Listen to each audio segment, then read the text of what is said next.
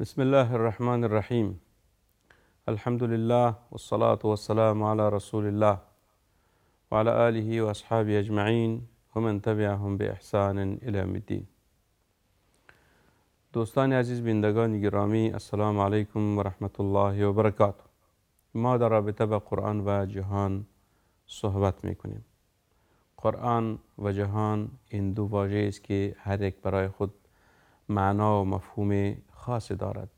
وقتی که قرآن میگوییم به معنای است که کلام خداوند، کلام مقدس، کتاب بزرگ و عظیم، کتاب هدایت و طاعت و بندگی خداوند. جهان به این معنی است که تمام مخلوقات را که خداوند متعال در این جهان آفریده است او جهان هست که در ضمن جهان آفرینش انسان ها هم هست که انسان ها را خداوند متعال در این جهان آفریده است. انسان در آفرینش است ولو که یک مخلوق ضعیف به شمار می رود. از نگاه فیزیکی انسان یک مخلوق ضعیف و ناتوان است. خلق الانسان ضعیفا. ولی از نگاه توانایی انسان خیلی مخلوق بزرگی هست. بزرگی انسان در چی است؟ در است که خداوند متعال می فرماید ولقد کرمنا بنی آدم، ما تکریم دادیم انسان را. یکی از تکریم انسانی است که خداوند متعال جهان برای انسان مسخر ساخته است که ای جهان تو به خاطر خدمت انسان ها آفریده شدی و انسان ها به خاطر عبادت و بندگی خداوند آفریده شدند. لذا قرآن عظیمشان بارها و بارها به همین موضوع اشاره کرده است که در سوره ابراهیم خداوند متعال می فرماید که وسخر لكم الشمس والقمر دائبین وسخر لكم الليل والنهار وسخر لكم الفلك لتجری فی البحر بامره وسخر لكم الانهار. کلمه سخره به این معنی است که خداوند این جهان برای شما مسخر ساخته، انسان ها در خدمت شما هست. ولی تو ای انسان به خاطر چی آفریده شدی؟ به خاطر طاعت و بندگی خداوند متعال. نه تو بیهوده آفریده شدی و نه جهان بیهوده آفریده شده. دوستای عزیز، یکی از مهمترین مسائلی که ما با اشاره میکنیم او است که جهانی که امروز ما در او زندگی میکنیم، جهانی که ما در او زندگی میکنیم، این جهان چه اسرار دارد و یا این جهان چه مخلوقات در او هست که ما انسان ها تا حال به او نرسیدیم و دسترسی پیدا نکردیم، او را کشف نکردیم. این موضوع بسیار مهم است. لذا خداوند متعال برای انسان ها توانایی داده است تا انسان ها آهسته آهسته به مسائل علمی پی ببرند، در گوشه و کنار جهان حرکت بکنند تا خالق هستی را درست بشناسند. ببینید، ما انسان ها در روی زمین زندگی میکنیم. زمین به هر کس معلوم است. یک شخص در قاره آسیا زندگی میکند، شخص دیگر در قاره اروپا زندگی میکند، دیگر در قاره افریقا، دیگر در امریکا، دیگر در استرالیا، دیگر کشورها. این قاره ها هست و کشورهای مختلف است. هر کسی زمین نمیشناسد. اگر بگویید که دریاها، هر کس دریا را میشناسد که آب است مقصدش.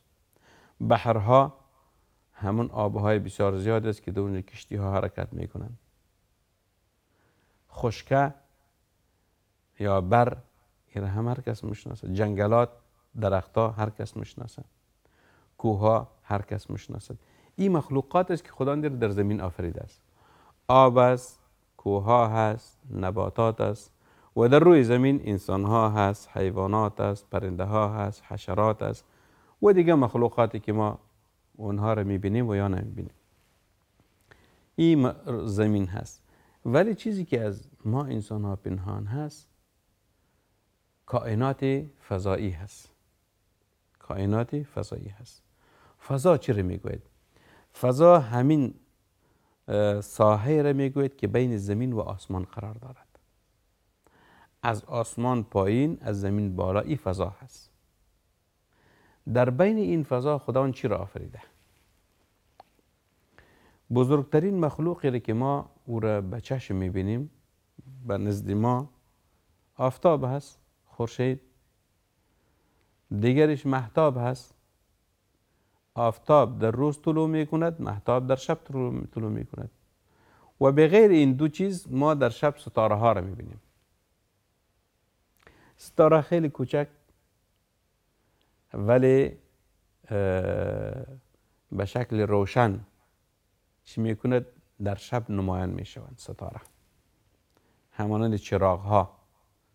ولقد زینا السماء الدنیا بمصابیح و جعلناها رجوما للشیاطین. خداوند متعال او را به مصباح، به چراغ ها تشبیه داده است که ما ستاره ها را چراغ قرار دادیم. چراغ چیست؟ چراغمون مثلا در سابق ها چراغی که در او تیل می انداختن و بعد از او را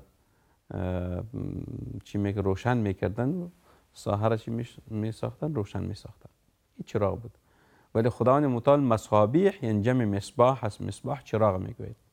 خداوند ستاره ها را چراغ قرار داده است تا این جهان زیبا بسازد.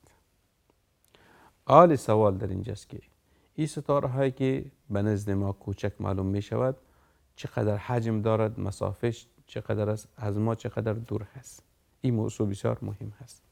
وقتی که ما مسائل قرآنی را بحث میکنیم به همین معنی است که ما باید حقیقت این مخلوقات و کائنات را درک بکنیم. حقیقتش درک بکنیم. اگر باید داشته باشین، ما در گذشته هم به یک چند نقطه اشاره کردیم. یکی بود که خداوند متعال در جهان فضایی یا در فضا کهکشان‌های را آفریده است که حتی به اساس اکتشاف بشری و انسانی اونها میگویند که اون کهکشان‌های را که تا حال انسان‌ها را کشف کردند بیشتر از 200,000 میلیون کهکشان است در جهان.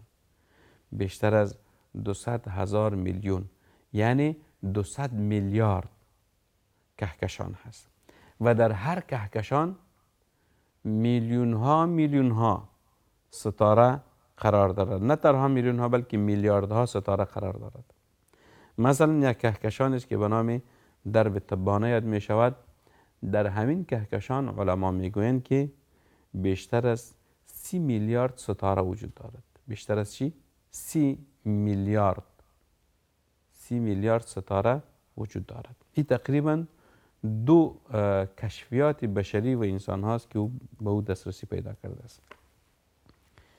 حالا یک نقطه مهمی است که ما آفتاب رو میبینیم، مهتاب رو میبینیم، ستاره ها رو میبینیم، ولی مسافه و حجم این ستاره ها چقدر است؟ مسافه بین زمین و این ستاره ها و حجم این ستاره ها به چه اندازه است؟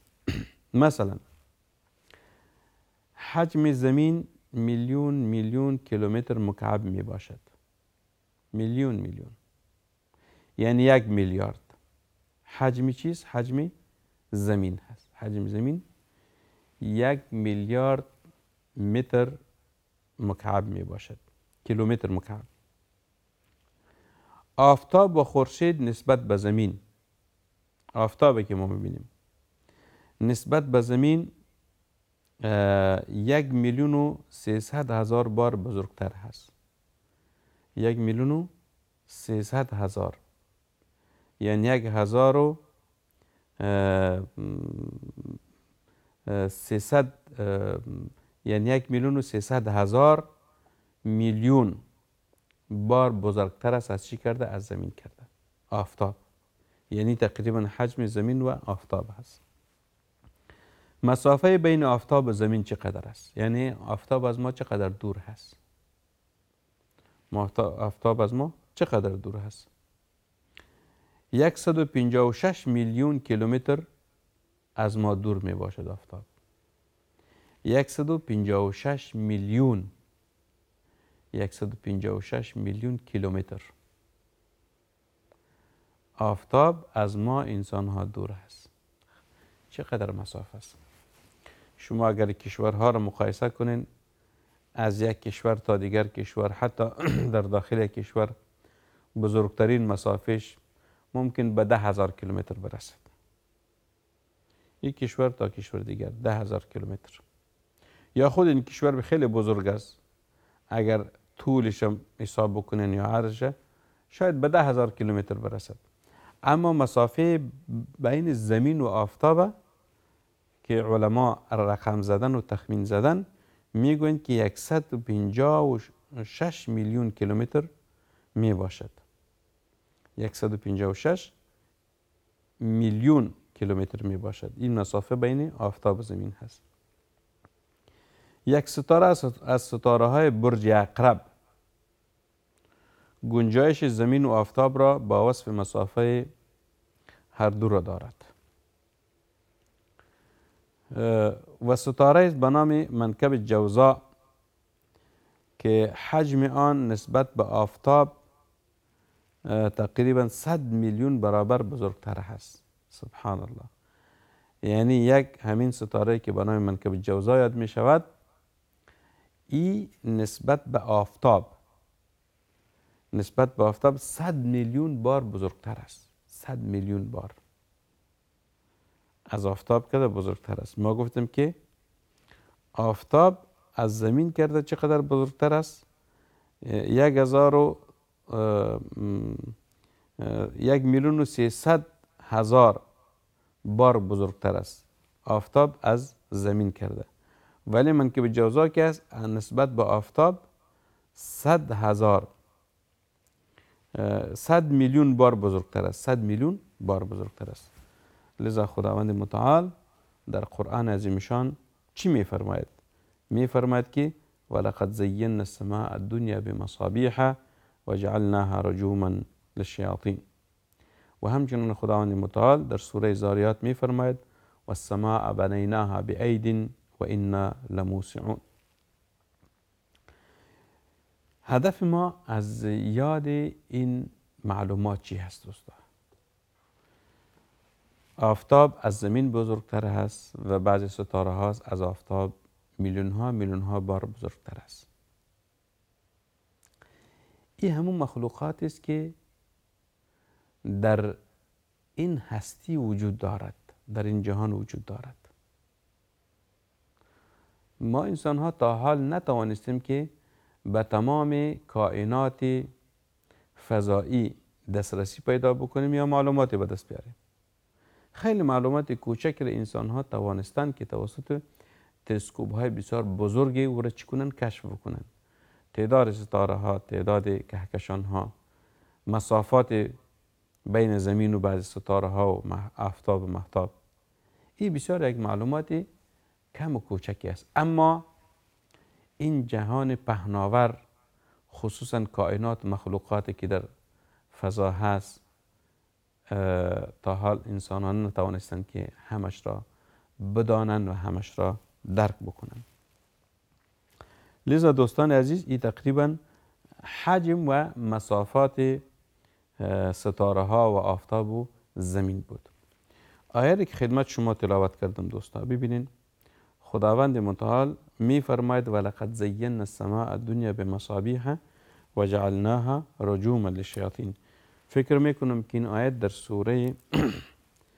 سوره ملک می باشد. سوره ملک یعنی جزء 29 قرآن عظیمشان. خداوند متعال در این سوره می فرماید که ولقد زینا السماء الدنیا بمصابیح. بله، سوره ملک هست.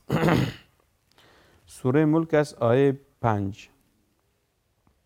خداوند متعال فرمود ولقد زینا السماء الدنیا بمصابیح و جعلناها رجوما للشیاطین و اعتدنا لهم عذاب السعیر. میگوید که ما زیبا ساختیم آسمان دنیا را توسط چی؟ توسط چراغ ها. چراغ ها یعنی همین ستاره ها. ستاره ها همانند چراغ ها روشن هست. در کجا؟ در آسمان. در عین وقت یک نقطه را که خدمت شما عرض میکنم، ببینید که این را به نام دقایق قرآنی یا لطایف قرآنی یاد میکنن. چی؟ دقایق قرآنی یا لطایف قرآنی، که قرآن عظیمشان خیلی الفاظش دقیق هست و هر کلمهش برای خود یک مفهوم خاصی دارد. خداوند متعال فرمود که ولقد زینا السماء الدنیا، آسمان دنیا را گفت، نه دیگر آسمان ها را. چرا؟ به خاطر که نزدیک دیگر آسمان ها دیگر مخلوقات و کائناتی هست در اونجا، اشکال مختلفی دارد. اما آسمان دنیایی که او را ما با چشم سر میبینیم، در او چی است؟ در او همین ستاره هاست که خدا او را تشبیه کرد به چی؟ به مصابیح، یعنی چراغ ها. این ستاره ها چی وظیفه دارد؟ خداوند متعال خود وظیفه این ستاره ها را مشخص ساخته است. اولش است که روشن میکند این جهان. هدف از روشنیش یک نوع زیبایی هم هست. اول جهان روشن ساخت، دوم است که یک نوع زیبایی در آسمان دنیا. اگر شما بعضی شب‌هایی که ابری نباشد، آسمان صاف باشد، ستاره ها را ببینید در شب و فکر بکنین، بیندیشین چقدر انسان لذت میبرد از دید این ستاره ها که همانند چراغ هایی هست، همانند چراغ هست. این یک وظیفه ستاره هاست. وظیفه دیگرش خداوند متعال فرمود و جعلناها رجوم للشیاطین. رجوم، شیطان ها همون مخلوقی است که در این جهان موجود است ولی از دید ما انسان ها پنهان است. ولی شیطان ها همیشه در صدد شر هستند، دائم به خاطر گمراهی انسان ها، به خاطر نابودی جهان کوشش میکنند. یکی از قبل از اینکه بالای پیامبر صلی الله علیه و وحی نازل شود، میگوید همین شیطان ها به آسمان ها میرفتن و در اونجا استراق سمع میکردن. مثلا خداوند متعال وقتی ارادهش میشد به خاطر انجام یک کار که فردا باید در فلانی منطقه، در فلانی جا یک کار صورت بگیرد، میگوید این به فرشته ها خبر میداد خداوند متعال. در اینجا جنیات چی میکرد؟ یسترقون سمع، همو خبر میشنیدن و او را دوباره به زمین می آوردن و به مو شیطان های انسی او را نقل میدادن تا مردم از او خبر بسازن و مردم از این طریق گمراه شوند. وقتی که بالای پیامبر صلی الله علیه و وحی نازل شد، خداوند متعال این رابطه شیطان ها را قطع نمود. وقتی که حال شیطان ها میخوان اما استراق سمع بکنن، وقتی که طرف آسمان حرکت میکنن، همین ستاره ها را چی میکنند؟ او را رجم میکنن، یعنی میزنن، سنگسار میکنن تا اونها طرف بالا حرکت نکنن. و جعلناها رجوما للشیاطین، این را ما رجم کردیم، یعنی به ستاره هاست که شیطان ها را رجم میکنند، سنگسار میکنند تا اونها از حرکت بالایی چی بکنن؟ متوقف شوند. پس این دوستان عزیز همون ستاره هایش که خداوند متعال را در جهان آفریده هست، که خداوند متعال اول کهکشان های به تعداد میلیاردها کهکشان خداوند در این جهان آفریده است و در هر کهکشان میلیاردها ستاره است که همش دلالت به عظمت و بزرگی خداوند میکند تا ما انسان ها متوجه شویم، در این جهان باندیشیم که این جهان خالقش خداوند است، ما به او ایمان بریم و بعد از به طاعت و بندگی همو خداوند متعال بپردازیم. و صلی الله وسلم و بارک علی سیدنا و نبینا محمد صلی الله علیه وسلم.